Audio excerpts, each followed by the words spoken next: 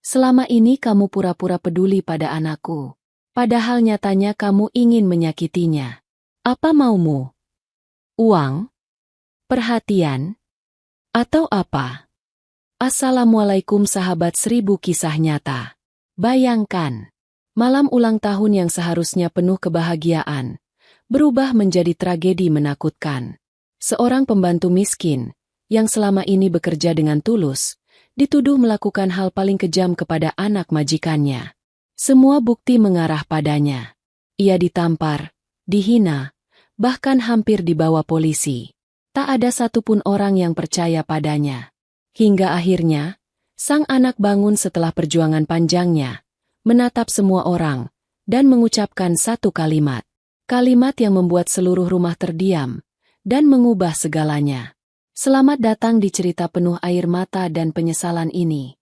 Sahabat, sebelum kita mulai ceritanya, mari semuanya untuk like, share, komen dari daerah mana kalian mendengarkan kisah ini, dan bagi pendengar pertama, selamat datang di channel 1000 Kisah Nyata. Jangan lupa subscribe channel ini ya, agar kamu tidak ketinggalan kisah-kisah penuh inspirasi yang menggetarkan hati lainnya. Kami doakan yang sudah like dan subscribe channel ini semoga rezekinya selalu mengalir deras, segala urusan selalu dipermudah, dan doanya semoga diijabah oleh Allah Subhanahu wa Ta'ala. Amin ya Rabbal Alamin. Jangan lupa juga tekan tombol loncengnya, agar kamu jadi orang pertama yang tahu saat video terbaru hadir. Sekarang mari kita mulai ceritanya. Sore itu udara di kawasan elit tempat tinggal keluarga Wirawan terasa begitu teduh. Jalanan rapi, pepohonan berjajar simetris, dan rumah-rumah megah berdiri seperti bangunan dari majalah interior. Namun di antara semua rumah itu, satu bangunan tampak lebih besar, lebih kokoh, dan lebih berwibawa dibanding lainnya. Rumah milik keluarga Wirawan. Gerbang besi hitam yang tinggi mulai terbuka perlahan saat sebuah mobil kecil berhenti di depannya. Dari dalam mobil, seorang wanita melangkah turun dengan hati-hati. Ia mengenakan kemeja sederhana warna abu-abu lembut, dan rok panjang yang disetrika rapi. Tubuhnya tegap namun gerakannya tenang. Wajahnya lembut namun tampak penuh hormat. Dialah Maya, wanita 35 tahun yang baru diterima bekerja sebagai pembantu rumah tangga di keluarga terpandang itu. Senyumnya kecil dan sopan ketika ia berjalan memasuki pekarangan luas yang dipenuhi bunga warna-warni. Ada keindahan tertentu dari caranya memandang sekeliling, tetapi semuanya memang terlihat mengagumkan. Rumput seperti karpet hijau luas, batu alam tertata rapi di tepi jalan setapak, dan pintu utama rumah berdiri anggun dengan ukiran modern. Seorang wanita elegan muncul di ambang pintu. Cara berdirinya menunjukkan wibawa sekaligus kelembutan seorang ibu kaya yang terbiasa mengatur banyak hal. Dialah Rani Wirawan, istri dari pengusaha besar dan ibu dari satu-satunya anak lelaki, Radit. Rani menatap Maya lama seolah pernah melihatnya di suatu tempat. Tapi mungkin itu hanya perasaannya saja. "Kamu Maya, ya?" Suara Rani lembut namun tegas. Maya mengangguk hormat. "Iya Bu. Terima kasih sudah menerima saya bekerja." "Masuk dulu," ucap Rani sambil mempersilakan. "Kami senang akhirnya dapat tambahan orang. Rumah ini besar dan pekerjaannya tidak sedikit." Maya masuk. Langkahnya ringan tetapi penuh kehati-hatian. Inilah pertama kali ia menginjakan kaki di dalam rumah yang langit-langitnya tinggi. Lampu gantung kristalnya besar, dan lantainya berkilau seperti cermin. Foto-foto keluarga terpajang rapi di dinding, menunjukkan kehidupan yang harmonis. Rani mengajak Maya berkeliling. Di ruang tamu megah, di dapur luas dengan peralatan modern, di ruang makan dengan meja panjang dari kayu mahal. "Ini dapur," kata Rani sambil menunjuk. "Kamu akan banyak membantu di sini bersama Sari. Dia sudah lama bekerja." Seorang wanita paruh baya muncul dari balik rak bumbu. "Wah, ini yang baru ya?" Sari tersenyum ramah. "Semoga betah. Ya, rumah ini enak kok. Orangnya baik semua." Rani ikut mengangguk. "Yang penting kamu rajin dan tidak banyak alasan." Maya kembali tersenyum kecil. "Saya akan lakukan yang terbaik, Bu." Dan terlihat jelas. Jawabannya bukan dibuat-buat. Ada ketulusan tulus yang sangat wajar dari seseorang yang baru mendapat pekerjaan. Hari pertama Maya bekerja terasa seperti ujian kecil. Ia membantu memotong sayur, menyapu lantai, mengelap meja makan, dan menata piring satu persatu. Gerakannya tenang, teliti, dan tidak berisik. Sari sempat berkomentar sambil tertawa kecil. Wah, kamu rajin banget. Biasanya kalau baru masuk masih kikuk. Maya hanya tersenyum malu. Sudah biasa kerja di dapur, Mbak. Rani memperhatikan dalam diam. Ada sesuatu dari cara Maya bekerja yang membuatnya lega. Tidak ramai, tidak suka mengeluh, tidak membawa energi negatif. Tepat seperti yang ia butuhkan. Menjelang sore, suara langkah kaki terdengar dari tangga besar di ruang tengah. Dari sana, seorang remaja laki-laki tinggi dengan tas sekolah tersampir di bahu muncul sambil membuka kancing jaketnya. Wajahnya lembut. Masih ada ciri-ciri anak-anak, tetapi sorot matanya menampilkan kecerdasan yang matang. Dialah Radit, anak semata wayang keluarga itu. "Ma, aku pulang," katanya. Rani yang sedang duduk di sofa menoleh. "Sudah makan di sekolah?" "Cuma roti. Lapar juga sih." Maya spontan berdiri dari dekat dapur kecil, tapi ia tetap menjaga jarak. Sari bergegas mendekat sambil membawa makanan ringan. Namun Radit menoleh ke arah Maya, yang berdiri sambil menata gelas. "Bu, itu pembantu baru ya?" tanya Radit kepada ibunya. Rani mengangguk. "Iya, namanya Maya." Radit mengerling sebentar lalu tersenyum sopan. "Halo Bu Maya." Maya membalas dengan anggukan kecil. "Halo, Nak." Suaranya lembut. Tidak lebih dari itu. Tanpa rasa aneh. Tanpa ikatan apapun. Hanya pembantu baru yang memperhatikan anak majikannya dengan cara yang profesional. Tidak menatap terlalu lama, tidak terlalu dekat, dan tidak memberi perhatian yang berlebihan. Radit menerima makanan dari Sari dan meninggalkan ruangan, menuju kamarnya di lantai 2. Ketika langkahnya tak lagi terdengar, Sari berbisik kepada Maya. "Anaknya baik kok. Tidak manja seperti anak orang kaya lain." Maya hanya tersenyum. "Syukurlah, Mbak." Hari demi hari berjalan. Dalam beberapa minggu saja, seluruh penghuni rumah sepakat bahwa Maya adalah pekerja terbaik yang pernah mereka punya. Ia selalu bangun lebih pagi dari semua orang, bekerja tanpa disuruh 2 kali, dan selalu memastikan rumah dalam keadaan rapi. Yang membuat keluarga Wirawan semakin suka adalah caranya memperlakukan Radit. Bukan sebagai seseorang yang ia kenal dengan baik, bukan pula dengan berlebihan. Justru Maya memperlakukan Radit seperti anak majikan yang harus dijaga.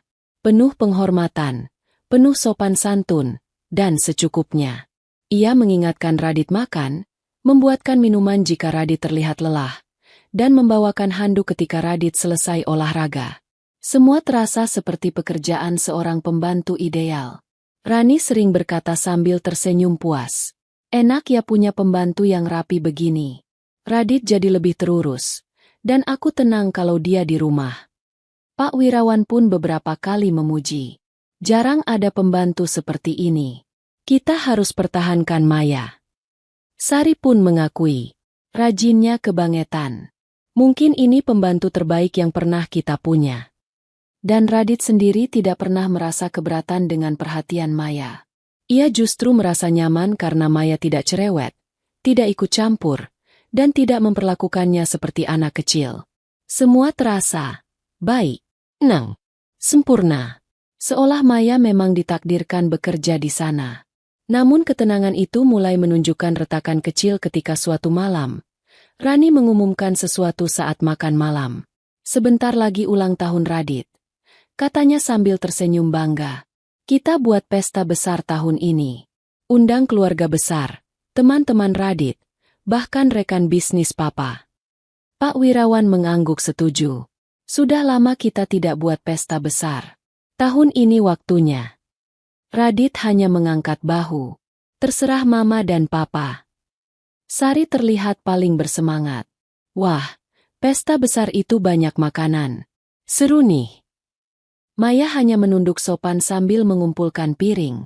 "Kalau saya nanti dibutuhkan menyiapkan sesuatu, tinggal bilang Bu." Rani mengangguk puas. "Tentu." Kamu akan banyak membantu tugas. Aku percaya kamu bisa. Malam itu, rumah besar itu terasa sangat hangat dan penuh rencana. Tidak ada satu orang pun yang merasa curiga pada apapun. Tidak ada firasat buruk yang menggelayut di udara.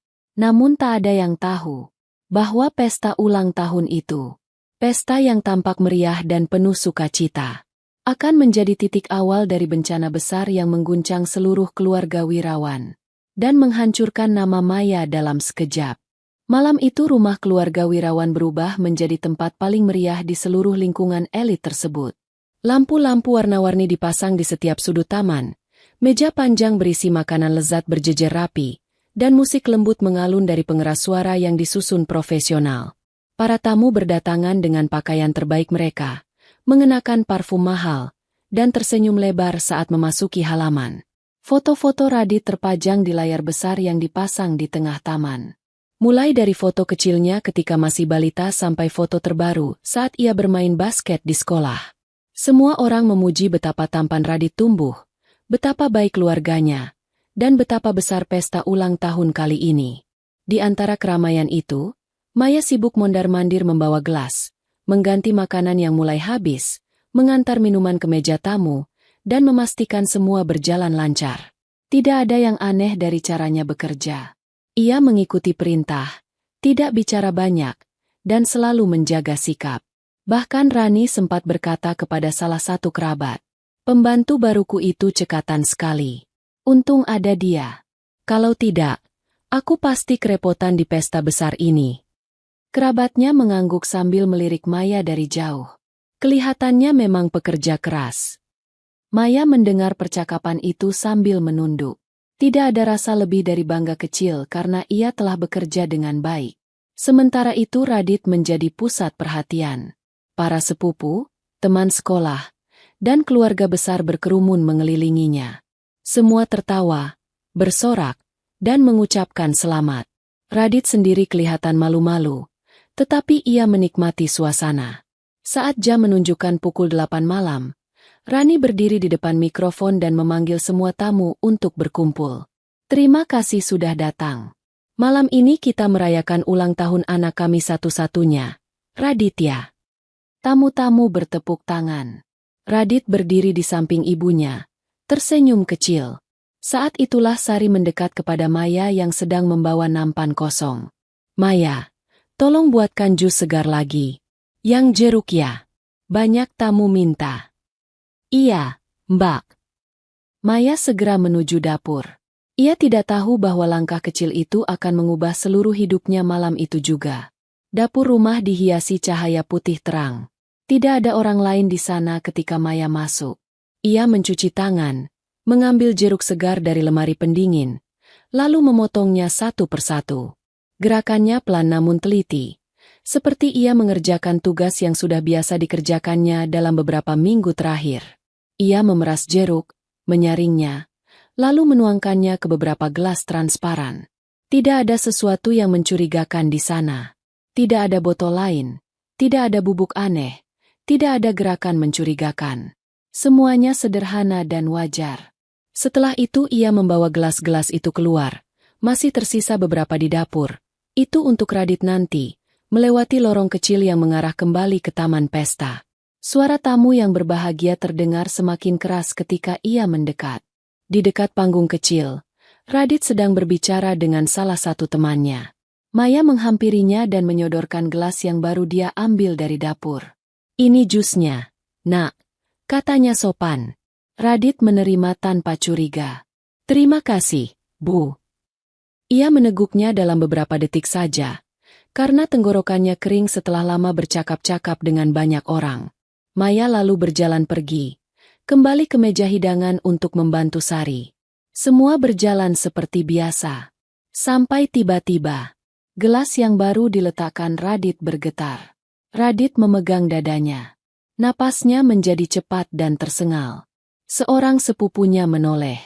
"Dit, kamu kenapa?" Radit mundur beberapa langkah. Wajahnya pucat. Kemudian tubuhnya jatuh ke tanah. "Radit!" Teriakan Rani memecah seluruh pesta. Suasana berubah dari ceria menjadi panik dalam hitungan detik. Orang-orang berlari mendekat, ada yang menangis, ada yang menjerit meminta dokter, dan sebagian lainnya mundur karena takut melihat tubuh Radit yang mulai kejang-kejang. Pak Wirawan langsung berlutut di sampingnya, gemetar dan bingung. "Anak papa. Radit, bangun nak." Namun tubuh Radit bergetar hebat, bibirnya membiru, dan keringat dingin mengucur deras dari dahinya. Seorang dokter yang menjadi tamu pesta berlari memeriksa nadi dan pernapasan Radit. "Bawa ke rumah sakit sekarang juga," serunya. Sopir keluarga bergegas menyiapkan mobil. Radit diangkat oleh 4 orang sambil Rani menangis histeris, menggigil, seperti kehilangan kendali atas seluruh tubuhnya. Di tengah kekacauan itu, Maya berdiri terpaku di dekat meja makanan. Wajahnya kosong, tangan yang memegang serbet gemetar hebat. Ia tidak mengerti apa yang terjadi. Tidak mengerti bagaimana Radit bisa tumbang begitu cepat. Setelah meminum jus yang ia buat sendiri. Rumah sakit penuh dengan suara langkah cepat, pintu yang dibuka tutup, dan perintah dokter yang terdengar tegang. Radit dilarikan ke ruang gawat darurat. Dokter dan perawat sibuk memasang infus, memeriksa tekanan darah, dan memasukkan alat ke mulut Radit untuk membantu pernapasannya. Di lorong, keluarga Wirawan berkumpul dengan wajah penuh kecemasan. Rani memegangi dinding, hampir pingsan. Pak Wirawan berdiri tegak namun matanya merah.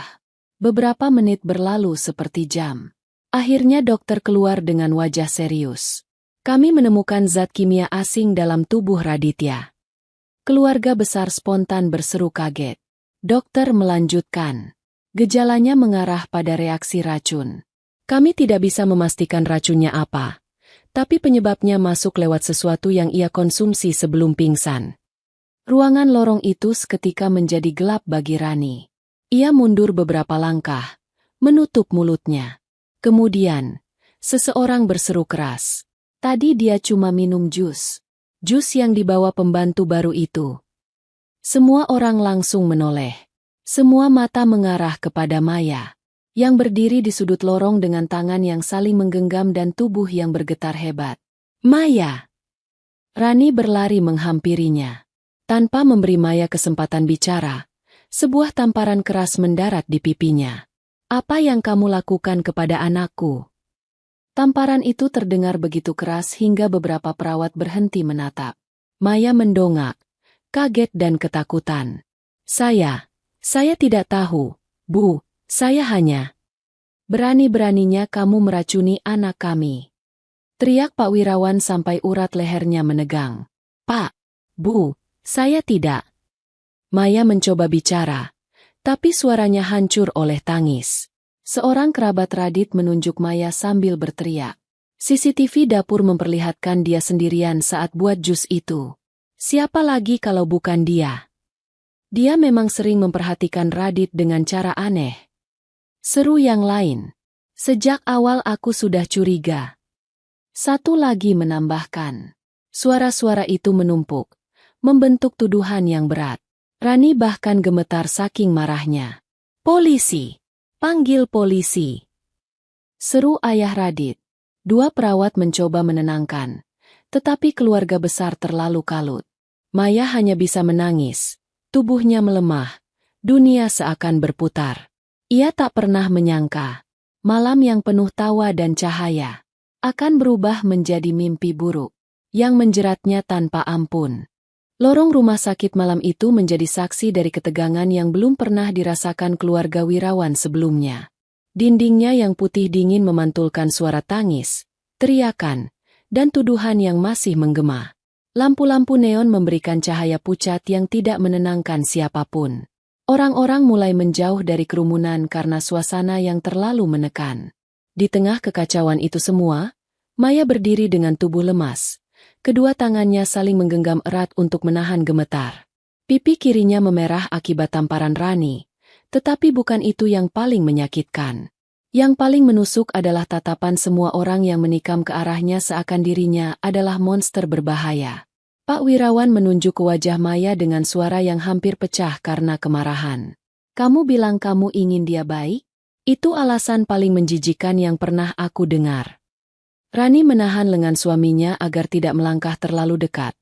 Tetapi suaranya tak kalah tajam. Selama ini kamu pura-pura peduli pada anakku. Padahal kamu menyakitinya. Apa maumu?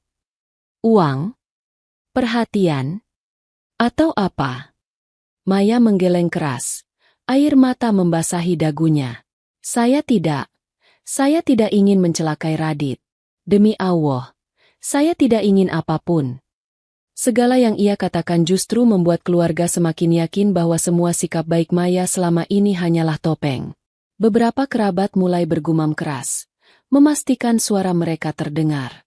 Dari awal aku sudah bilang pembantu baru itu terlalu dekat dengan Radit. Sudah jelas dia ada maksud lain. Tingkahnya aneh, selalu memperhatikan Radit.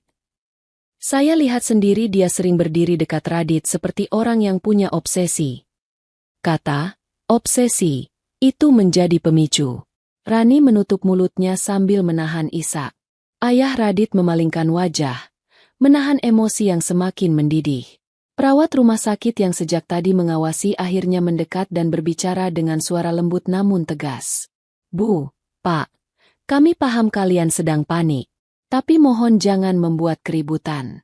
Pasien lain juga butuh ketenangan. Pak Wirawan menggeram. Pasien lain? Anak saya sedang kritis. Perawat menunduk, memilih tidak membalas. Tak lama kemudian, 2 petugas keamanan rumah sakit datang, dipanggil oleh salah satu dokter untuk mencegah keributan yang lebih parah. Kami harus membawa pembantu ini ke ruangan terpisah, kata salah satu petugas, untuk menghindari kekerasan tambahan dari pihak keluarga. Bagus, gumam Rani sambil mengusap air matanya. Pisahkan dia. Biar polisi yang urus. Maya tidak melawan ketika kedua petugas itu memegang lengannya dengan pelan. Ia tidak mampu berkata apapun selain memandangi lorong tempat Radit dibawa masuk ruang ICU. Di hatinya ada kecemasan yang memuncak. Tetapi di luar dirinya yang terlihat hanyalah pembantu ketakutan yang dianggap bersalah. Maya dibawa masuk ke sebuah ruangan kecil di ujung lorong. Ruangan itu seperti kantor dokter yang tidak dipakai.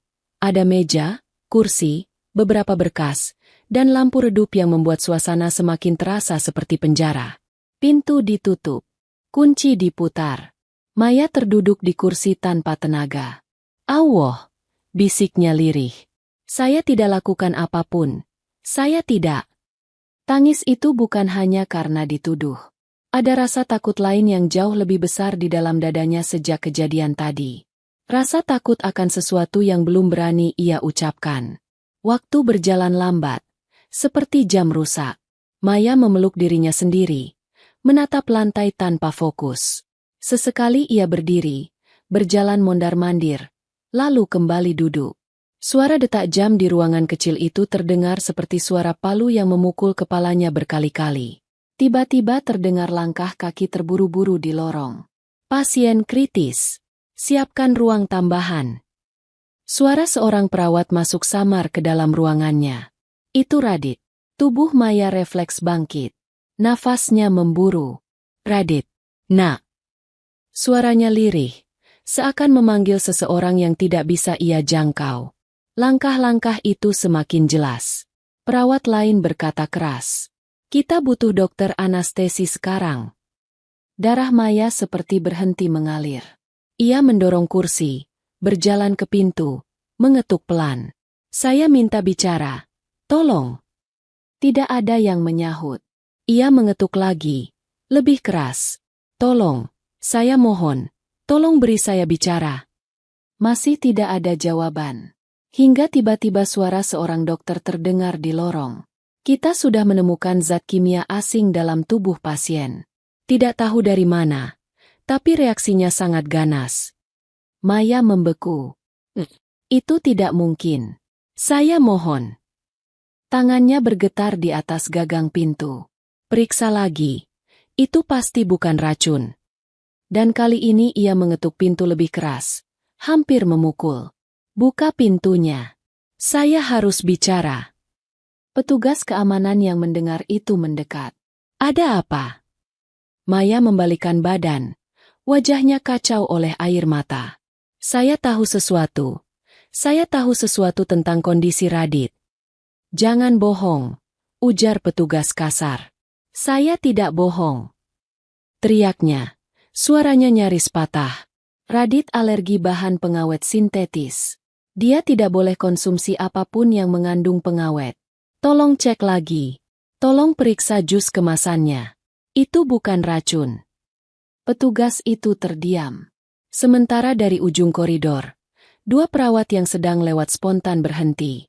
Apa tadi? Tanya salah satu dari mereka.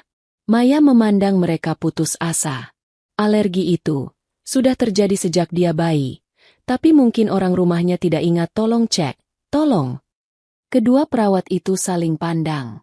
Siapa yang bilang pasien punya riwayat alergi parah? Tanya salah satunya. Saya. Maya menjawab lirih, suara bergetar. Saya pernah mendengar itu dari seseorang dulu.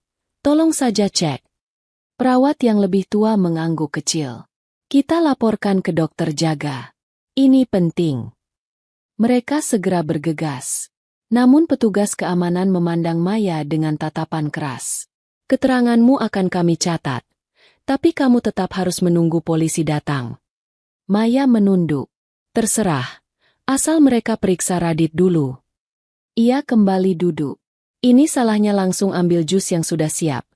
Kenapa tadi dia tak buat sendiri jus untuk Radit? Maya menggenggam tangannya erat. Menunggu sesuatu yang mungkin mengubah keadaan. Atau mungkin membuat semuanya semakin buruk. Beberapa menit kemudian, dokter yang sebelumnya keluar dari ICU melangkah cepat ke arah dua perawat tadi. Mereka berbicara cepat. Dokter itu tampak ragu.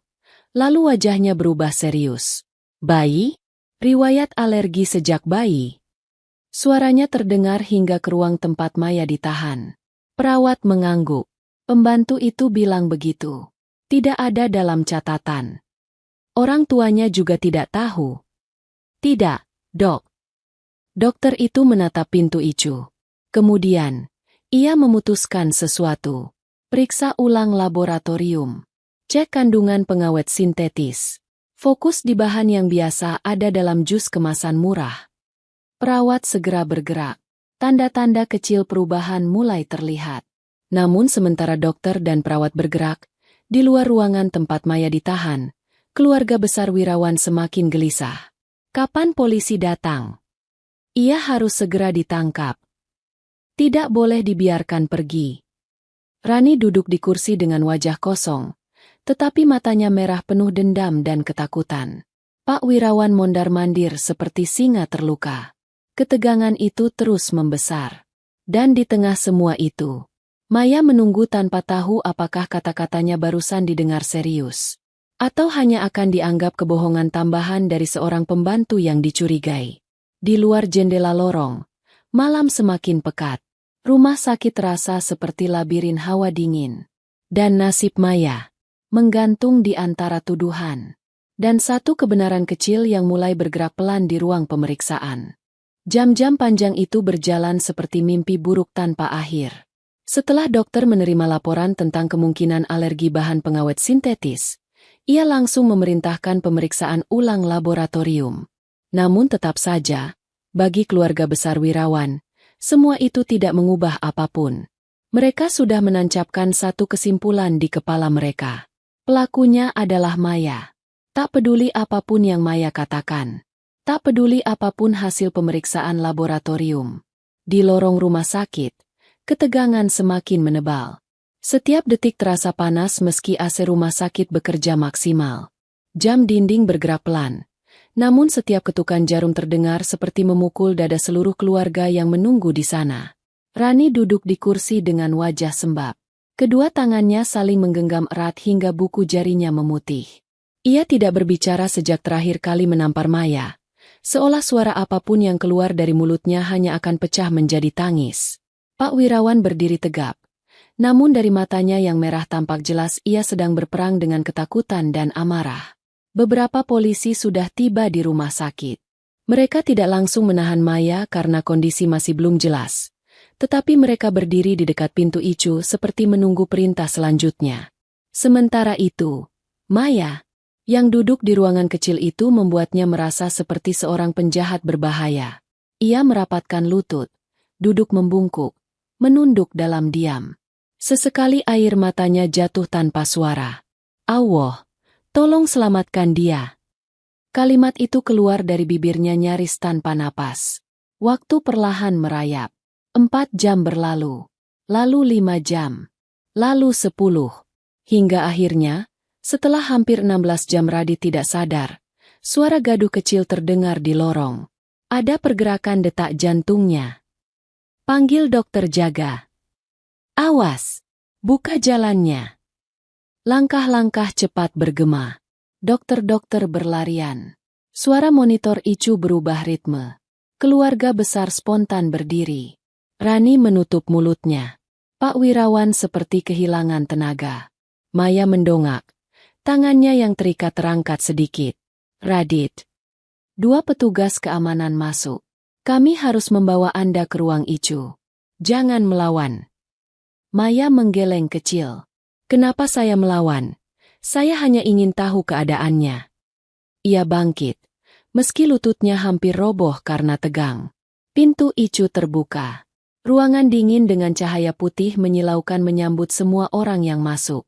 Ada aroma obat yang kuat di udara, dan suara mesin monitor berdetak stabil. Radit terbaring di ranjang dengan tubuh lemah. Selang oksigen terpasang di hidungnya, dan infus menggantung di sampingnya. Namun matanya terbuka, tidak lebar, tapi cukup untuk menunjukkan bahwa ia sadar. Rani langsung menangis pecah dan berlari ke sisinya.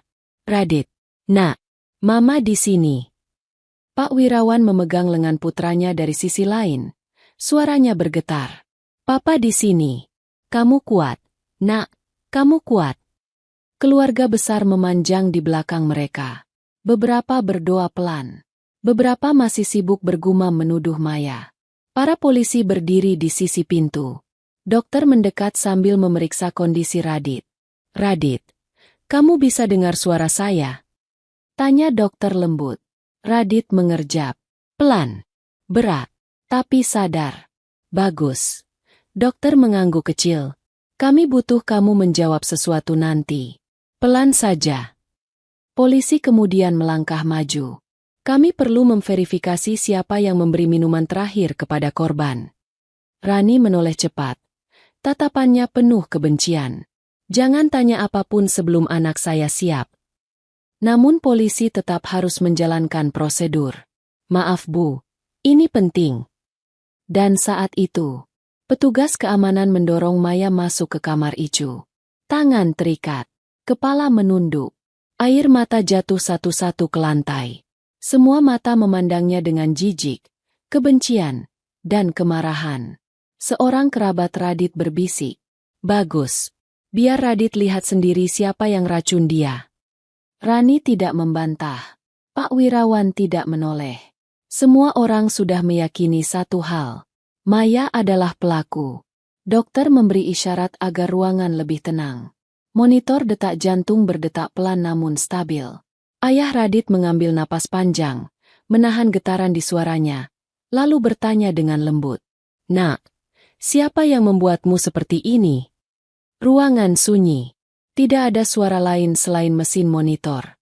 Siapapun yang kedap mendengar bisa merasakan bahwa ruangan itu menahan napas bersama-sama. Pak Wirawan melanjutkan. Lebih pelan, lebih hati-hati. Siapa yang meracunimu? Radit menatap ayahnya. Lalu menatap dokter. Kemudian menatap polisi. Kemudian menatap ibunya yang menangis terseduh. Lalu pelan-pelan. Pandangannya beralih ke seseorang di ujung ruangan. Sosok yang berdiri dengan tangan terikat, wajah berair, dan tubuh gemetar. Maya. Maya tertegun. Langkah mundur sedikit. Bibir Mia memucat. Ruangan menjadi sunyi seperti kuburan. Tidak ada yang bergerak. Radit menatap Maya lebih lama. Dada anak itu naik turun cepat, seperti sedang berusaha mengingat sesuatu yang sangat jauh, atau sesuatu yang sangat dekat. Matanya mulai berkaca-kaca. Suaranya parau, seperti baru saja melewati mimpi panjang. Dan ketika bibirnya terbuka, tidak ada satupun orang yang siap dengan jawaban yang keluar. Kalimat itu runtuh dari bibir Radit. Pelan, gemetar, namun sangat jelas. Jangan, hukum Mama. Semua orang membeku. Ibunya menjatuhkan tangan dari mulutnya. Ayahnya mundur satu langkah seolah ditampar hawa dingin. Salah satu kerabat berseru lirih. Dia bilang, "Apa?" Polisi menatap satu sama lain. Dokter menegang. Dan Maya, yang sejak tadi berdiri seperti mayat hidup, menatap Radit dengan mata yang membesar penuh keterkejutan. Nafasnya tertahan. Tubuhnya bergetar. Air matanya jatuh tak terbendung. Kalimat itu menghancurkan seluruh tuduhan dalam 1 detik. Dan pada saat yang sama, membuka pintu menuju rahasia yang jauh lebih besar daripada sekadar dugaan percobaan pembunuhan. Hening di ruang Icu malam itu bukanlah hening yang biasa. Bukan hening yang membuat hati tenang. Ini hening yang membuat jantung serasa diremas dari dalam. Setelah ucapan Radit menggema di ruangan, semua orang terpaku di tempatnya masing-masing, seakan tubuh mereka tertancap paku di lantai. Mata setiap orang terbuka luas, pupil mengecil, napas tertahan. Ibunda Radit memegangi map yang berisi hasil pemeriksaan dokter. Namun detik berikutnya jari-jarinya melemah. Map itu jatuh. Kertas-kertasnya berhamburan di lantai mengeluarkan suara tipis. Tetapi suara kecil itu terasa seperti ledakan di telinga mereka. Pak Wirawan, yang sebelumnya berdiri tegar seperti pilar baja, perlahan kehilangan kekuatan kakinya. Ia terduduk di kursi tanpa bisa bersuara. Rahangnya turun. Matanya memandang Radit seperti tidak percaya dunia yang dilihatnya. Nenek Radit, yang sejak tadi hanya bisa memegang tas tangannya erat, menangis pecah seolah baru mendengar kabar kematian seseorang. Tangisnya nyaring, gemetar, dan penuh ketakutan yang sulit dijelaskan. Sementara Maya berdiri dengan tangan terikat, lutut gemetar, wajah dipenuhi air mata. Tetapi ada perubahan halus di sana. Untuk pertama kalinya sejak malam itu berubah menjadi neraka. Maya menangis bukan karena dituduh, bukan karena dihina, bukan karena disalahkan. Ia menangis karena satu hal. Radit mengingatnya. Meski Maya tidak tahu ingatan apa yang muncul pada Radit, kata "Mama" yang keluar dari mulut remaja itu menghantam dadanya dengan keras. Ia menutup mulutnya sambil menahan isak. Pundaknya bergetar hebat. Polisi yang tadi siap menangkap Maya kini saling pandang. Tidak tahu harus maju atau mundur, karena suasana berubah terlalu cepat. Dokter yang berdiri di samping ranjang Radit pun membeku. Stetoskop di tangan gemetar. Sementara Rani seperti merasakan dadanya terhimpit batu besar. Rani akhirnya membuka mulut. Suara yang keluar bukan lagi teriakan, melainkan bisikan nyaris putus. "Radit, nak, apa yang kamu katakan barusan?" Radit memejamkan mata. Ada air mata mengalir dari sudutnya. Dadanya naik turun tak teratur. Ruangan terasa semakin sempit. Beberapa detik kemudian, dokter memutuskan sesuatu. "Semua, tenang dulu. Biarkan pasien bicara pelan-pelan." Rani menyentuh lengan Radit, berusaha setenang mungkin. "Nak, siapa yang kamu maksud Mama?" Radit membuka mata sedikit. Pandangannya kabur, tubuhnya lemah, tapi bibirnya bergerak. "Aku ingat sesuatu." Kalimat itu merambat di udara seperti kabut. Semua orang terdiam lagi. Radit menatap langit-langit, seakan mencari potongan memori yang selama ini terkubur. Suaranya pecah-pecah, seperti seseorang yang mencoba bangkit dari mimpi panjang. "Waktu. Aku tidak sadar." Ia berhenti sebentar, menarik napas pelan. Aku dengar suara seseorang, nyanyian, yang menenangkan. Tangis Maya semakin keras. Sementara Rani menatap putranya seperti sedang menghadapi ketakutan terbesar dalam hidupnya. Nyanyian itu. Radit melanjutkan. "Pernah aku dengar waktu aku kecil. Waktu aku tidur di pelukan seorang perempuan. Aku ingat baunya, ingat suaranya." Pundak Rani bergetar. Ia memegangi dadanya. "Radit, kamu tidak pernah tidur di pelukan siapapun selain Bunda." Radit menggeleng sangat pelan. Wajahnya pucat, tapi matanya kini menatap Maya. Tidak, aku ingat, suara itu. Aku dengar lagi malam ini, sebelum aku sadar. Maya mundur setengah langkah, lalu maju lagi, seperti seseorang yang kehilangan arah. Air matanya tidak henti-henti jatuh. Radit menatap Maya begitu lama, seakan ingin memastikan sesuatu yang rasanya tidak mungkin benar. Tetapi hatinya mengatakan sebaliknya. Waktu pertama kali Bu Maya datang bekerja di rumah. Suaranya serak, nyaris hilang. Aku merasa aneh, seperti pernah mengenal suaranya. Tapi aku tidak berani bilang siapa-siapa, karena aku sendiri takut salah. Kerabat keluarga mulai berbisik. Beberapa menutup mulut, beberapa memegang dinding, tidak percaya arah percakapan ini. Rani memejamkan mata kuat-kuat seolah mencoba menolak kebenaran dari mulut anaknya itu. Sementara Pak Wirawan akhirnya bangkit berdiri, menatap Maya dengan wajah kacau. Dokter mencoba menetralkan suasana. Radit, kamu ingat apapun yang lebih jelas? Perempuan yang kamu bilang, siapa dia? Radit memandang Maya.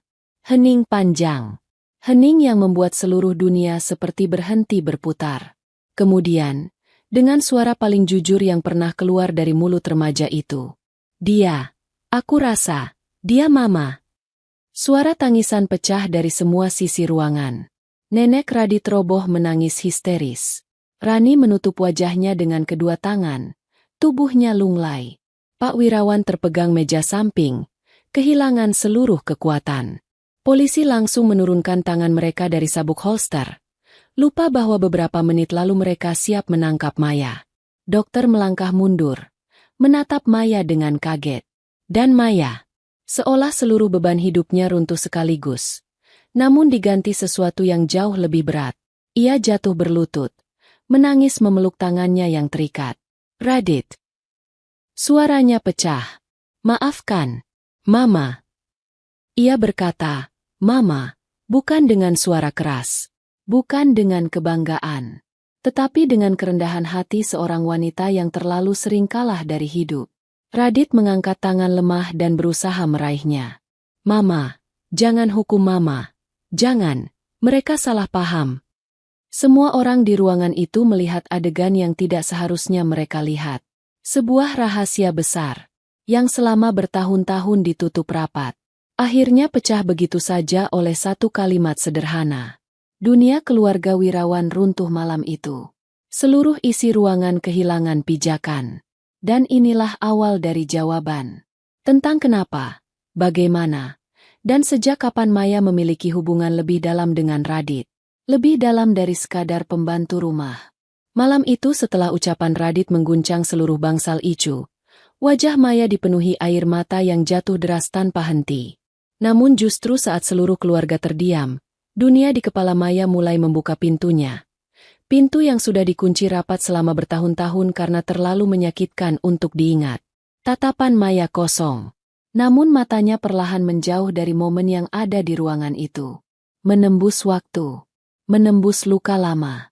Menembus 16 tahun kehidupan yang penuh badai. Dan di dalam pikirannya, segala yang ia sembunyikan mulai kembali dengan sangat jelas. 16 tahun lalu. Di salah satu gang sempit yang dindingnya keropos, lantainya tanah berdebu, dan suara tikus terdengar dari balik karung-karung bekas. Seorang gadis remaja duduk terbungkuk memeluk perut besarnya yang menegang. Gadis itu berusia 19 tahun. Tubuhnya kurus, wajahnya pucat, rambutnya kusut. Tapi di dalam pelukannya, ada nyawa kecil yang sedang menunggu lahir. Itulah Maya. Ia hamil bukan karena cinta. Bukan karena pernikahan. Bukan karena kebahagiaan yang direncanakan. Ia hamil karena dijebak oleh lelaki yang berjanji menikahinya lalu pergi tanpa jejak begitu ia tahu Maya mengandung. Maya dicaci keluarga, diusir dari kontrakan karena tidak mampu membayar sewa, dan berbulan-bulan hidup dari bantuan tetangga yang kadang memberi nasi sisa. Tubuh remaja itu melemah dari hari ke hari, sampai akhirnya anak itu lahir, bukan di rumah sakit mewah, bukan di kamar bersih, tetapi di puskesmas kecil dengan satu perawat dan dokter yang bergegas masuk karena mendengar suara Maya menjerit dari luar. Beberapa jam kemudian, Maya terbaring lemas di ranjang puskesmas. Tangannya menggenggam selimut tipis yang membungkus bayi mungil dengan pipi bulat merah muda. Bayi itu tidur tenang, tanpa tahu betapa keras dunia di luar sana. Maya tidak berhenti menatap wajah bayi itu. "Maafkan Mama," bisiknya nyaris tidak terdengar. Tubuhnya panas, perutnya nyeri, nafasnya pendek-pendek. Dokter berdiri di sampingnya, mengawasi kondisi Maya yang semakin parah. "Maya, kamu tidak boleh memaksa. Keadaanmu sangat lemah. Kalau kamu memaksakan mengurus bayi ini, mungkin kamu tidak bertahan lama." Maya menggigit bibir. Air matanya jatuh di pipi bayi itu. "Biar saya bawa pulang. Saya bekerja apa saja. Saya akan kuat." Dokter menggeleng pelan. "Ayah ibumu sudah tidak menerima kamu. Kamu tidak punya uang untuk beli susu. Kamu sendiri bahkan sering pingsan. Kalau kamu memaksakan diri, kamu berdua bisa mati." Perawat menambahkan dengan suara lembut. "Ada keluarga yang sedang mencari bayi untuk diadopsi. Mereka orang baik, kaya, dan ingin sekali punya anak. Mereka bisa memberi bayi ini hidup yang tidak pernah kamu bayangkan." Maya menangis lebih keras. Perawat berlutut di sampingnya, mengusap bahu Maya. "Kamu masih muda, Maya. Kamu bisa kembali bekerja. Kamu bisa hidup tenang. Dan kamu bisa melihat anakmu tumbuh dari jauh, selama keluarga itu mengizinkan." Maya mengusap pipinya, menahan napas, lalu mengangguk sangat perlahan. Jika aku beri anakku kepada mereka." Ia berhenti, suara bergetar. "Maukah mereka mengizinkanku melihatnya suatu hari nanti, kalau aku sudah kuat?" Dokter menatapnya lama. "Itu akan kami sampaikan." Maya menangis lama. Tangannya mengelus rambut tipis bayinya. "Mama sayang kamu, lebih dari apapun. Maafkan Mama karena tidak cukup kuat menjaga kamu." Ia mencium kening bayi itu. Dan hari itu, Maya menyerahkan bagian terbesar dari hidupnya. Beberapa minggu kemudian, di sebuah rumah mewah yang jauh dari jalan berlubang tempat Maya tinggal, keluarga Wirawan menerima bayi laki-laki itu dengan sukacita luar biasa. Mereka memeluk, mencium, dan merawatnya dengan penuh cinta. Bayi itu tumbuh sehat, diberi tempat tidur lembut, diberi susu terbaik, diberikan kasih sayang dari kedua orang tua yang merindukan kehadirannya. Tetapi, ada satu kesepakatan kecil yang dibuat diam-diam. "Kita akan mengurus bayi ini dengan baik," kata Rani. "Tapi soal perempuan itu, jangan beri dia akses apapun untuk melihat anak ini. Kalau dia ikut campur, hidup kita jadi rumit." Pak Wirawan setuju. "Kita sudah mengadopsinya secara sah. Kita yang berhak menentukan." Dan sejak hari itu, janji kepada Maya tidak pernah lagi disebutkan. Namun Maya tidak berhenti. Bahkan ketika ia kembali bekerja sebagai pembantu di rumah-rumah orang demi membayar utang puskesmas, pikirannya selalu kembali ke satu hal. Anaknya yang ia tinggalkan. Ia selalu bertanya pada setiap orang yang terlihat seperti pegawai rumah sakit. Apakah ada keluarga kaya yang baru mengadopsi bayi? Siapa nama mereka? Di mana rumahnya? Bertahun-tahun ia mencari. Dan akhirnya, ketika Radit berusia 5 tahun, Maya mendengar dari seseorang bahwa keluarga yang mengadopsi bayi laki-laki beberapa tahun lalu tinggal di sebuah perumahan elit. Maya mendatangi daerah itu. Ia berdiri di depan gerbang, menatap dari jauh, tanpa berani masuk. Beberapa hari kemudian ia melihat seorang pengasuh keluar membawa bocah laki-laki kecil yang lincah, memakai kaos biru dan celana pendek. Bocah itu memegang balon kecil yang tertiup angin. Maya mengenalinya, tanpa perlu diberitahu siapapun. Itu darah dagingnya. Saat pengasuh sibuk menelepon sambil berdiri jauh dari taman kecil di dekat gerbang, Maya melangkah pelan, mendekati bocah itu. "Halo." Sapanya lembut. Bocah kecil itu menoleh. Matanya besar dan jernih. "Halo. Siapa namamu?" tanya Maya. "Radit." Jawabnya polos. Nama itu menusuk jantung Maya. Maya duduk di dekatnya, menjaga jarak sewajarnya agar tidak mengagetkan anak itu. "Kamu suka tamannya?" Radit mengangguk. "Suka. Enak di sini. Aku suka angin. Maya tersenyum. Ia ingin menyentuh rambut anak itu, tetapi menahan diri. Ia tahu ia tidak boleh. Namun Radit tiba-tiba mendekat. Aku capek. Boleh duduk dekat ibu? Maya tak sanggup menahan air matanya. Namun ia tersenyum. Tentu. Anak itu menyandarkan kepala kecilnya di pangkuan Maya tanpa rasa takut sedikit pun. Dan sesuatu yang luar biasa terjadi. Maya mulai menyenandungkan lagu kecil. Tanpa sadar. Lagu pengantar tidur yang dulu sempat ia nyanyikan saat Radit masih bayi. Di puskesmas kecil itu. Lagu yang ia pikir sudah dilupakan. Namun Radit menutup mata dengan cepat. Seperti suara itu sangat ia kenali. Mama. Gumamnya pelan karena mengantuk. Maya menahan napas. Tubuhnya membeku. Air matanya jatuh mengenai rambut anak itu. Jangan bilang begitu. Bisiknya sambil tersenyum getir. Tapi, Mama senang kamu nyaman. Sejak hari itu, Maya datang setiap minggu, berpura-pura menjadi warga sekitar yang sedang lewat menuju taman. Pengasuh Radit sering sibuk dengan telepon atau bersenda gurau dengan satpam, sehingga Radit punya banyak waktu bersama wanita yang baik itu. 2 tahun penuh mereka bertemu. 2 tahun Maya menghabiskan sore-sore berharga bersama Radit. 2 tahun Radit semakin pintar dan semakin peka, hingga suatu hari ia berbisik. Bu, aku tahu, kamu Mama, kan? Jantung Maya seperti berhenti. Dengan suara paling pelan yang pernah keluar dari mulutnya, Maya menjawab, iya. Tapi tolong simpan rahasianya. Jangan bilang siapa-siapa ya. Nak, ini rahasia kita. Radit tersenyum senang. Ok Mama. Ia memeluk Maya. Tubuh kecil itu hangat, lembut, dan membuat dunia Maya utuh, meski hanya untuk beberapa jam setiap minggu. Namun kebahagiaan itu tidak bertahan. Suatu hari Radit tidak datang ke taman. Hari berikutnya pun tidak. Begitu juga minggu-minggu berikutnya. Maya panik. Ia mencari pengasuhnya. Mencari satpam. Mencari siapapun. Sampai ia dengar berita pahit. Keluarga Wirawan pindah rumah. Tanpa pemberitahuan. Tanpa pesan.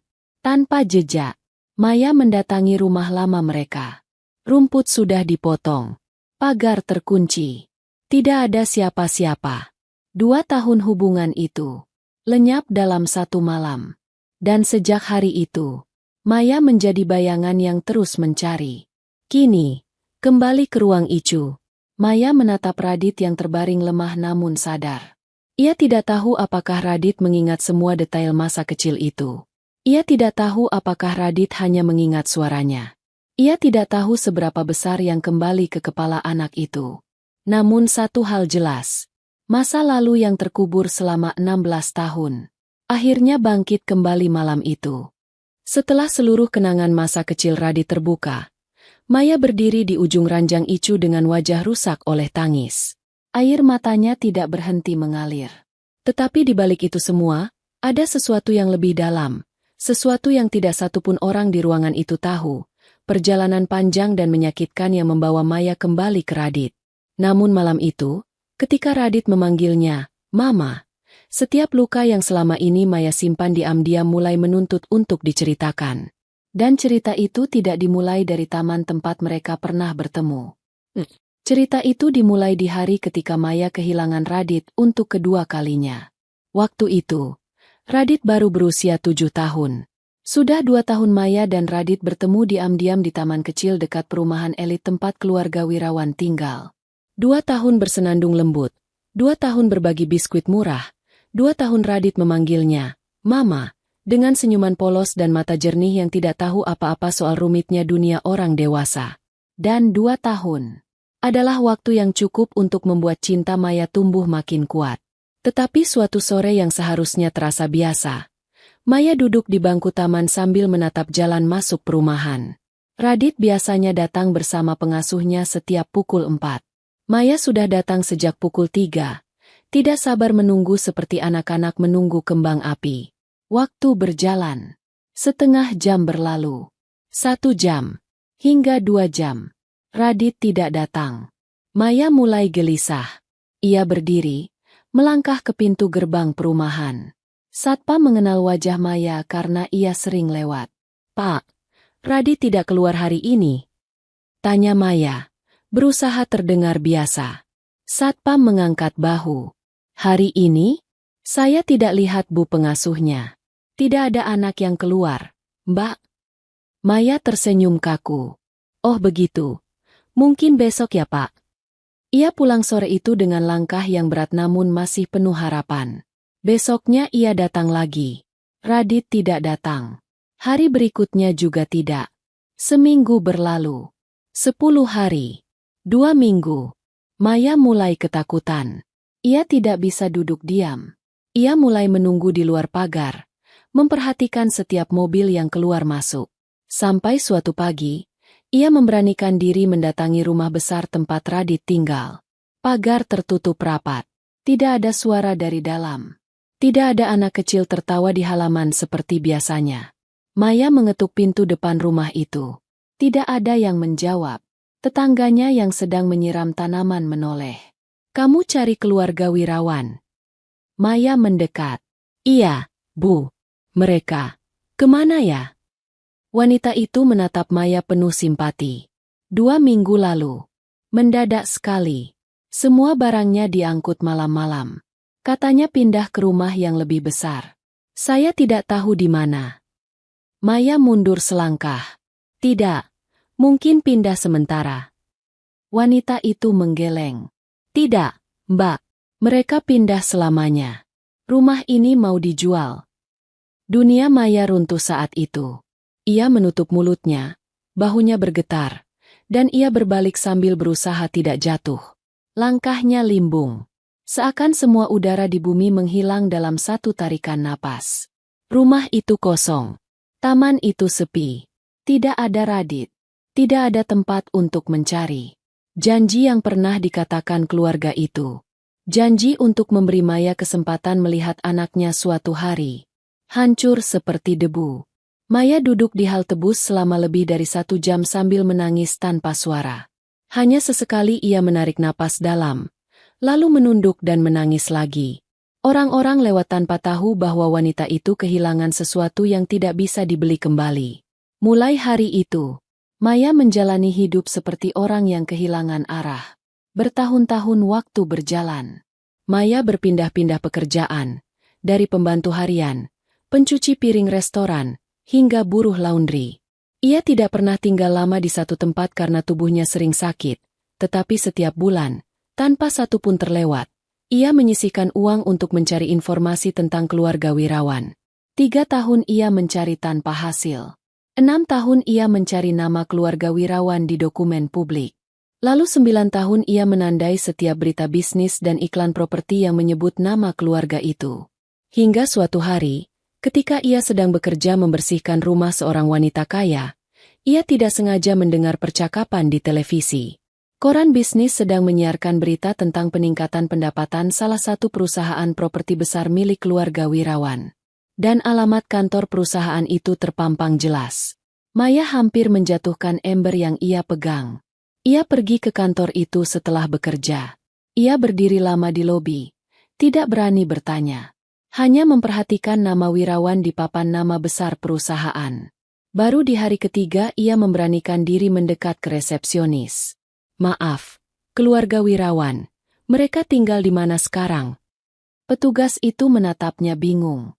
"Ibu mencari siapa?" "Keluarga Wirawan, yang punya perusahaan ini." Petugas itu menjelaskan bahwa dirinya tidak boleh memberi alamat pribadi pemilik perusahaan. Tetapi Maya tidak menyerah. Ia datang lagi besoknya. Dan besoknya lagi. Sampai seorang pegawai tua yang iba padanya berbisik pelan. Mereka tinggal di daerah Bukit Kencana. Rumah paling besar di sana. Jangan bilang siapa-siapa saya yang kasih tahu. Maya menutup mulut, menahan tangis. Terima kasih, Pak, terima kasih. Ia berjalan kaki sejauh 2 kilometer tanpa merasa capek. Dan ketika ia berdiri di depan rumah besar itu, rumah yang kini menjadi tempat tinggal Radit, kakinya gemetar begitu keras hingga ia harus berpegangan pada pagar agar tidak jatuh. Ia melihat taman depan. Ia melihat pepohonan. Ia melihat tiang tinggi yang diterangi lampu-lampu mewah.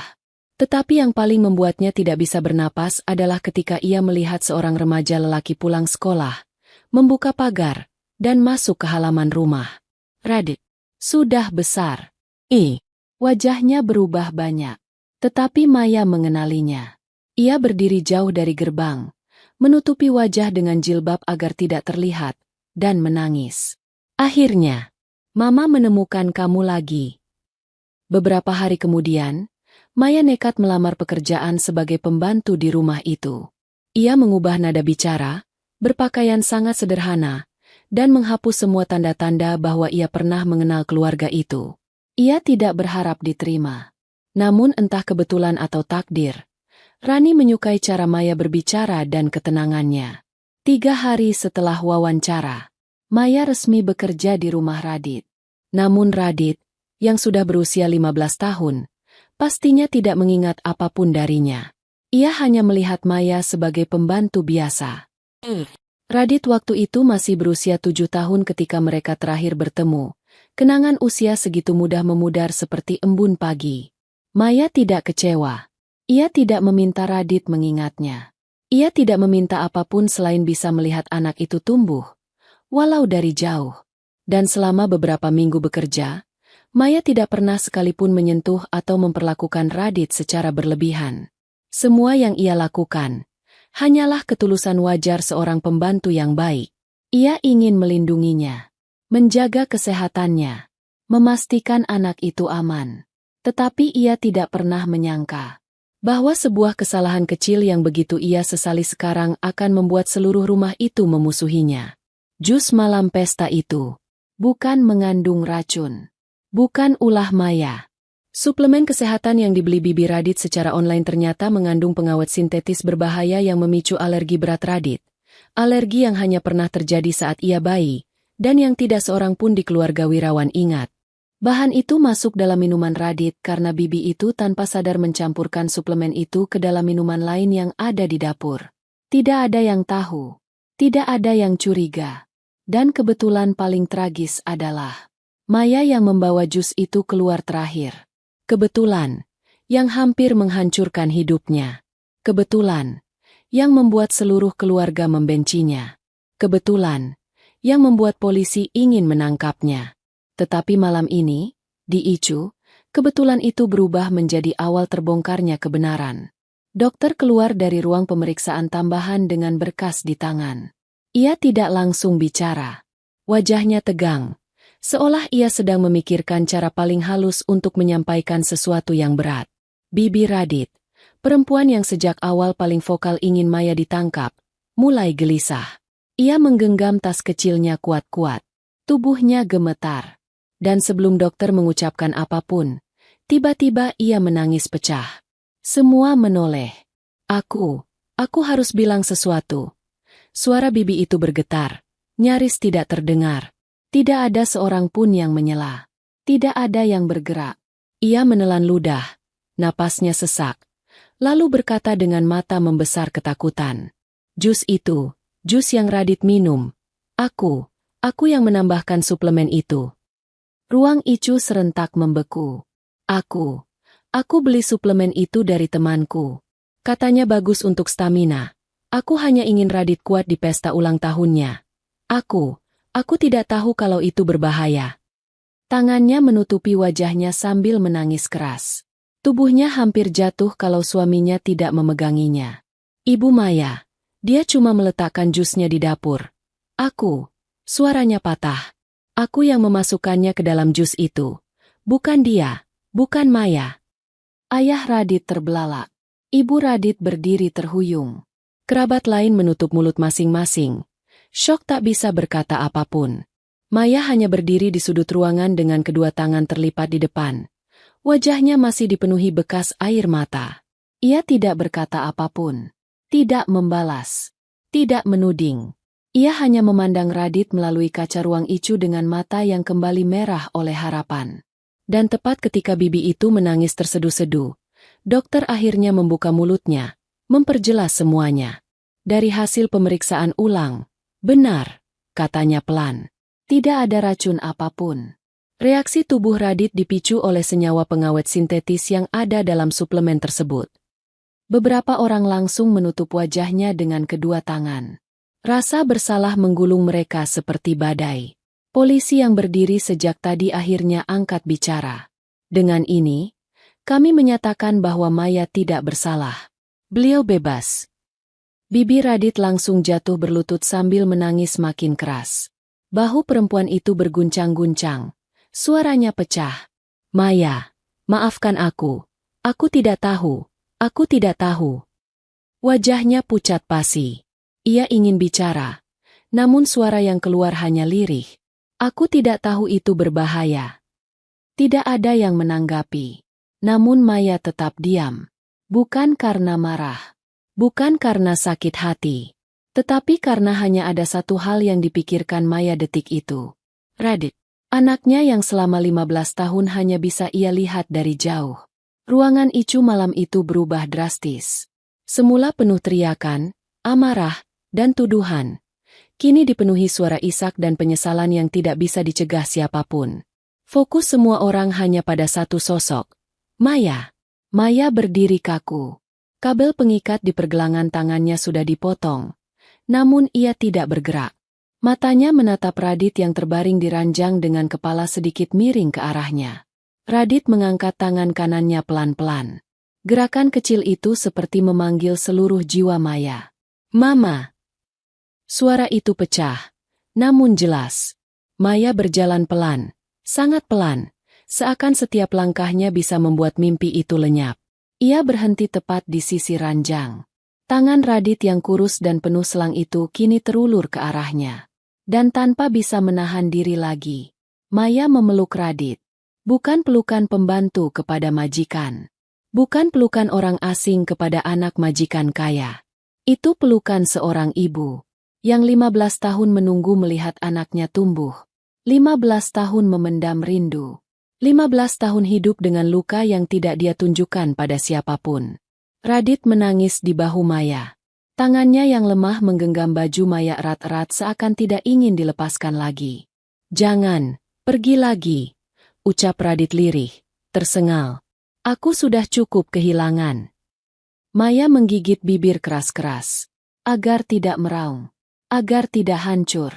Agar tidak membuat kondisi Radit memburuk. Aku di sini, nak. Suaranya bergetar. Aku tidak akan pergi lagi. Rani, ibu angkat Radit, menutup mulutnya, bahu bergetar hebat. Ia menunduk. Lalu perlahan melangkah maju. Matanya berkaca-kaca. Suaranya serak. Maya. Ia berhenti di sisi lain ranjang. Wajahnya penuh rasa bersalah. Maya menoleh sedikit. Tidak melepas genggamannya pada Radit. Rani menelan napas berat. Maafkan kami. Aku seharusnya mengingatku saat pertama kali menginjak rumah kami. Benar. Rani pernah melihat wajah ibu kandung dari bayi yang dia adopsi dulu. Dia melihat wajah Maya hanya dari kaca pembatas di puskesmas itu. Aku juga seharusnya membiarkanmu menemui Radit sejak dulu. Ia menangis. Tangannya menutup wajah. Tubuhnya bergetar. Kami takut kehilangan dia. Kami egois. Penyesalan itu pecah seperti bendungan. Air matanya jatuh deras. Radit menoleh ke ibunya dengan mata merah. Kenapa Bunda tidak bilang? Aku pernah tanya soal perempuan yang nyanyi di taman waktu aku kecil. Bunda bilang aku hanya mimpi. Rani menangis semakin keras. Ia memeluk Radit dari sisi lain. Maafkan Bunda, nak. Bunda takut. Bunda takut sekali kalau kamu menjauh kalau tahu ibumu masih hidup. Bunda hanya ingin kamu tetap tinggal bersama kami. Pak Wirawan berdiri di belakang Rani.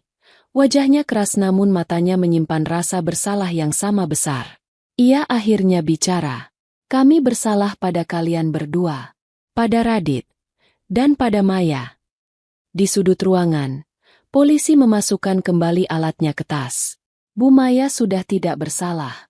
Tidak ada alasan menahan beliau, kata polisi itu. Namun ia menatap Maya dengan mata yang lembut, seperti meminta maaf tanpa kata. Dokter kemudian menambahkan, kondisi Radit membaik. Yang ia butuhkan sekarang hanya ketenangan. dan orang-orang yang ia percaya. Semua mata memandang ke arah Maya. Untuk pertama kalinya dalam hidupnya, Maya tidak merasa asing di ruangan besar itu.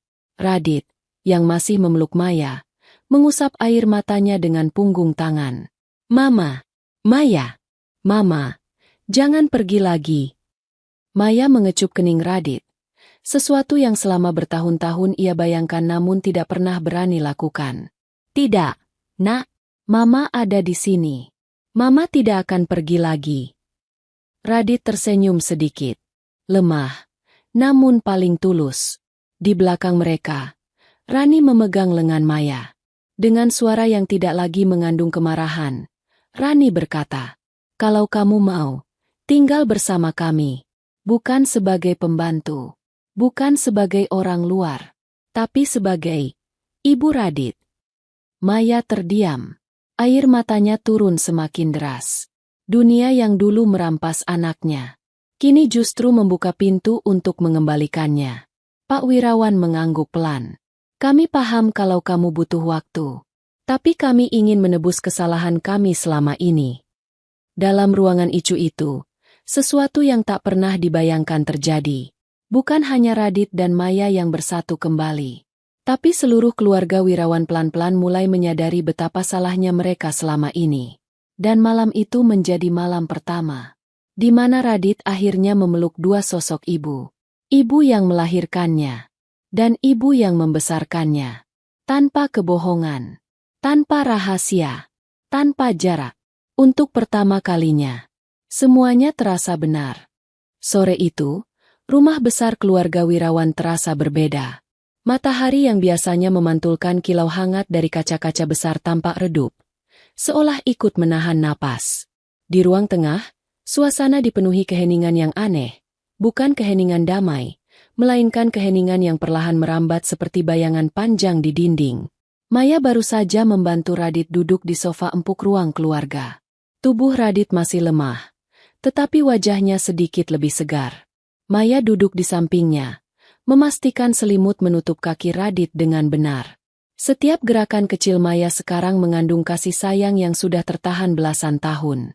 Di seberang mereka, Rani dan Pak Wirawan berdiri canggung, masih menyesuaikan diri dengan realitas baru bahwa Maya bukan lagi pembantu, melainkan ibu kandung Radit, dan mereka harus belajar kembali menjadi keluarga dengan kebenaran yang tidak bisa ditutupi lagi. Namun, mereka belum tahu bahwa badai kecil sedang menuju rumah itu. Pintu depan terbuka.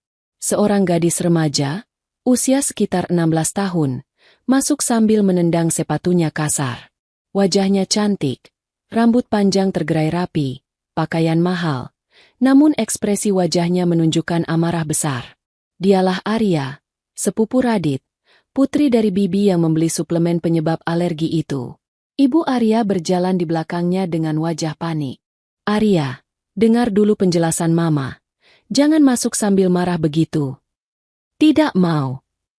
Arya membanting tasnya ke sofa. "Semuanya bohong. Kalian semua bohong sama aku." Ari suara tinggi dan pecah, membuat semua orang menoleh. Radit mengangkat wajah. "Kenapa kamu marah?" Arya menatap Radit dengan mata merah penuh kemarahan dan jijik. "Kenapa aku marah?" Ia tertawa sinis. "Kamu serius nanya begitu, Dit?" Radit menegang. Maya memegang bahunya pelan. Arya melangkah maju. "Jadi selama ini, kamu bukan sepupu kandungku? Kamu bukan keluarga Wirawan? Kamu cuma anak pembantu." Suasana membeku. Sangat lama. Tidak ada yang bernapas. Maya menunduk. Wajahnya memucat. Radit menatap Arya lama. Tidak percaya kalimat itu keluar dari seseorang yang selama ini ia anggap saudara dekat. Mereka tumbuh bersama, sering bermain, sering saling bantu mengerjakan tugas. Radit bahkan pernah membelikan Arya boneka mahal saat ulang tahunnya. Tapi kini, kalimat itu menyayat seperti pisau. "Arya." Suara Radit lemah. "Aku tetap Radit. Kita tetap keluarga." "Tidak." Arya menepis. "Kamu bukan keluarga. Kamu bukan darah Wirawan. Dan kamu anak pembantu." Kenapa tidak ada yang bilang dari dulu? Kenapa? Rani menahan napas. Pak Wirawan maju cepat. Arya, cukup. Suaranya tegas. Namun Arya tidak peduli. Apalagi yang disembunyikan. Ia menatap Maya dari kepala hingga kaki. Jadi ini ibumu? Ini? Ibu kandungmu? Pembantu yang kalian pekerjakan di rumah ini? Maya tidak angkat wajah. Dadanya naik turun berat. Radit menggigit bibir. Menahan rasa sakit yang merayap cepat. Arya. Ia mencoba bicara dengan nada lembut. Aku tidak pernah ingin menipu kamu. Aku bahkan tidak tahu apa-apa. Aku juga baru tahu semuanya. Arya menggeleng keras. Rambutnya terayun. Kamu membuat aku malu. Kamu membuat aku kelihatan bodoh di depan teman-temanku. Aku selama ini bangga bilang kamu sepupuku. Anak keluarga kaya. Anak keluarga terpandang. Ternyata kamu. Ia berhenti. Lalu menghembuskan napas kasar. Anak pembantu. Kalimat itu seperti pukulan keras ke wajah Radit. Radit menunduk. Bahunya bergetar. Nafasnya pendek-pendek. Maya melihat itu. Hatinya hancur. Ia meraih tangan Radit dan memeluknya dari samping. Tidak. Maya berbisik lirih. Jangan dengarkan. Nak, jangan. Tapi Radit menutup mata. Air mata mengalir pelan. Rani akhirnya maju. Menahan bahu Arya. Arya, kamu minta maaf sekarang juga. Kamu tidak boleh bicara begitu. Arya menarik tangannya kasar. Aku tidak mau. Dia bukan siapa-siapa buat aku lagi. Ibu Arya akhirnya pecah menangis. Cukup. Arya, Mama sudah salah besar. Mama hampir mencelakakan Radit karena suplemen itu. Kamu mau tambah masalah lagi. Arya justru semakin marah. Ya, Mama juga salah. Semuanya salah. Selama ini aku dibohongi. Semua pura-pura. Semua rahasia. Aku benci semuanya. Pak Wirawan mengambil langkah maju. Wajahnya keras, dingin, dan penuh wibawa. Arya, lihat Paman. Arya diam, tapi wajahnya penuh amarah. Kita adalah keluarga bukan karena darah saja. Kita keluarga karena pilihan dan kasih sayang. Suara Pak Wirawan dalam dan mantap. Kalau kamu menilai seseorang dari darahnya saja, maka kamu belum cukup dewasa untuk mengerti arti keluarga sebenarnya. Arya berkedip cepat. Matanya berair. Tapi ia menyangkal. Tidak, aku cuma merasa dibohongi. Rani memegang lengan Arya pelan. Kami tidak bermaksud menipu kamu. Kami tidak siap. Kami juga kaget. Kami berusaha memberi Radit kehidupan yang terbaik. Tapi itu tidak pernah berarti kamu boleh merendahkan dia. Arya terdiam lagi. Namun dalam tatapannya masih ada sisa-sisa pemberontakan. Pak Wirawan melanjutkan. Suara tegas namun tidak marah. Kamu boleh kecewa. Kamu boleh marah. Itu manusiawi. Tapi kamu tidak boleh menghina Radit. Dia anak baik. Dan identitasnya tidak mengurangi nilai dirinya sedikitpun. Dia tetap anak Paman dan Tante Rani. Dia masihlah sepupumu. Arya menunduk. Pundaknya turun. Nafasnya berat. Ibu Arya menangis sambil memeluk putrinya. Sayang, kita juga kaget. Tapi Radit tidak salah apa-apa. Kamu harus belajar menerima. Setelah beberapa detik, Arya akhirnya membuka suara dengan nada yang jauh lebih pelan. Aku butuh waktu. Paman, Tante, Ma. Semua orang mengangguk. Namun sebelum pergi, Arya menatap Radit sekali lagi. Tatapan itu bukan lagi benci. Bukan jijik. Melainkan kebingungan dan pecahan rasa sakit. Aku butuh waktu, Dit. Lalu ia melangkah pergi perlahan. Tidak lagi membanting pintu. Ketika pintu kamar Arya tertutup, rumah kembali sunyi. Radit menunduk lama.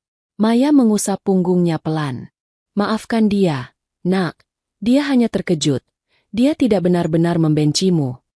Radit mengangguk. Tapi wajahnya tetap sendu. Aku cuma takut, Ma. Kalau nanti ada banyak orang seperti dia yang memandang rendah Mama atau memandang rendah aku. Maya memeluk Radit lebih erat. Suara Maya gemetar. Biarkan orang berkata apapun, asalkan kamu tahu Mama ada di sini, dan kamu tahu siapa dirimu. Itu cukup. Rani duduk di sebelah Maya, memegang tangan mereka berdua. Kita keluarga, benar-benar keluarga, mulai sekarang. Pak Wirawan mengangguk, wajahnya tegas namun hangat. Dan rumah ini akan jadi tempat kalian berdua. Kalian tidak akan sendirian lagi. Hubungan Maya dan Radit kini tidak lagi sembunyi-sembunyi. Tidak lagi takut. Tidak lagi rahasia. Rumah Wirawan bergetar oleh jujur yang selama ini ditahan. Dan setelah badai kecil Arya, justru ketenangan itu semakin terasa di setiap sudut. Keluarga ini akhirnya memulai akarnya kembali. Malam turun perlahan di atas rumah besar keluarga Wirawan. Lampu-lampu taman menyala lembut, menciptakan cahaya keemasan yang jatuh ke dedaunan. Biasanya, rumah itu penuh aktivitas, pegawai yang lewat, suara piring dari dapur, musik pelan dari ruang utama. Namun malam ini berbeda. Ada keheningan. Keheningan yang bukan menegangkan, melainkan keheningan yang lembut. Keheningan rumah yang mulai sembuh. Radit telah kembali ke kamarnya setelah seharian menjalani pemeriksaan lanjutan. Dokter mengatakan kondisinya membaik pesat. Alergi yang membuatnya kolapse sudah tertangani, dan ia hanya perlu waktu untuk memulihkan tubuhnya yang lemas. Di kamar itu, cahaya lampu meja menyala hangat. Tirai jendela dibiarkan terbuka agar angin malam bisa masuk, membawa aroma rumput basah dan embun yang mulai turun. Maya duduk di samping tempat tidur Radit, mengusap rambut putranya perlahan, kebiasaan yang dulu ia lakukan saat Radit masih bayi, di puskesmas kecil tempat ia berjuang melawan sakit, dan juga saat di taman itu. Tangannya gemetar, bukan karena takut, tetapi karena bahagia. Bahagia yang selama ini tidak pernah ia dapatkan sepenuhnya. Radit menatap ibunya dengan mata setengah terpejam. Wajah remaja itu terlihat lebih tenang dari sebelumnya. "Ma." Suara Radit lembut, hampir seperti bisikan. Maya tersenyum kecil. "Iya, nak. Aku masih tidak percaya kamu ada di sini." Radit menarik napas perlahan. "Selama ini, aku merasa ada sesuatu yang hilang. Aku tidak pernah tahu itu apa. Tapi sekarang, rasanya lengkap." Mata Maya memanas. Air mata berusaha keluar, namun ia menahannya. "Maaf." Maya membelai pipi Radit. "Maaf Mama tidak ada di sisimu sejak dulu. Maaf Mama tidak kuat. Maaf Mama." Radit memotongnya pelan. "Jangan minta maaf. Kamu sudah berjuang lebih keras daripada siapapun." Maya menunduk. Tangan kecil Radit menggenggam tangannya. "Aku tidak ingat banyak waktu aku kecil." Radit meneruskan, suaranya tenang. "Tapi aku ingat nyanyian itu. Dan aku ingat rasa tenang itu." Matanya berkaca-kaca. "Aku selalu cari perasaan itu di rumah ini, tapi tidak pernah ada." Maya menahan napas. "Tapi sekarang aku tahu." Radit tersenyum, pelan, tulus, dalam. "Aku tahu. Itu dari Mama." Maya tidak bisa menahan air mata lagi. Ia menunduk dan memeluk Radit dengan lembut. Hati-hati agar tidak membuat tubuh Radit sakit. Radit memeluk balik, meskipun tubuhnya lemah. Pelukan itu bukan lagi rahasia. Bukan lagi dosa. Bukan lagi sesuatu yang harus disembunyikan. Pelukan itu adalah jawaban atas semua luka yang pernah ada. Di luar kamar, Rani dan Pak Wirawan berdiri di koridor. Mereka menyaksikan pemandangan itu dari pintu yang sedikit terbuka. Rani menggenggam tangan suaminya. Air mata jatuh di pipinya. Air mata penyesalan, tetapi juga air mata lega. Ia berbisik, "Kita sudah membuat terlalu banyak kesalahan." Pak Wirawan mengangguk. "Tapi kita bisa memperbaikinya." Rani menatap suaminya. "Terima kasih, karena tidak memisahkan mereka." Pak Wirawan tersenyum tipis. "Kita tidak berhak memisahkan seorang anak dari ibunya.